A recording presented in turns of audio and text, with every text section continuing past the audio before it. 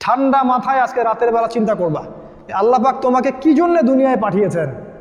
একটু চিন্তা করবা, 1 মিনিট একটু চিন্তা করবা যে তুমি পৃথিবীতে নাই, তুমি পৃথিবীতে নাই, তুমি মারা গেছো। চিন্তা করবা তুমি মারা গেছো। এরপর চিন্তা করবা তুমি যে মারা গেছো পৃথিবীর কারো কোনো সমস্যা হচ্ছে কিনা। তুমি যে মারা গেছো পৃথিবী কি থেমে আছে? তোমার পরিবার থেমে থাকবে? তোমার শিক্ষা, তোমার বন্ধু বান্ধব, তোমার আত্মীয় স্বজন কেউ থেমে থাকবে? কেউ থেমে থাকবে না।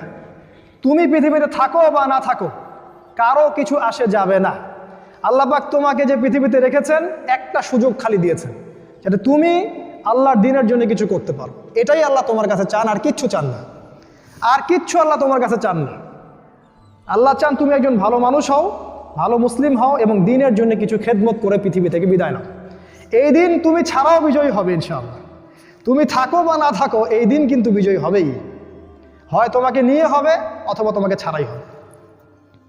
জীবনের উদ্দেশ্য ফিক্স করো। জীবনের উদ্দেশ্য একটাই, জান্নাত। জান্নাত পাওয়ার জন্য যা করা দরকার তাই করতে হবে। কোরআন হাদিস মেনে চলা থেকে শুরু করে আমল করা, আদব আখলাক সব কিছু এর মধ্যে চলে আসবে ইনশাআল্লাহ। আল্লাহ পাক তোমাকে পথ দেখাবেন। আগে তুমি জীবনের উদ্দেশ্য ফিক্স করো।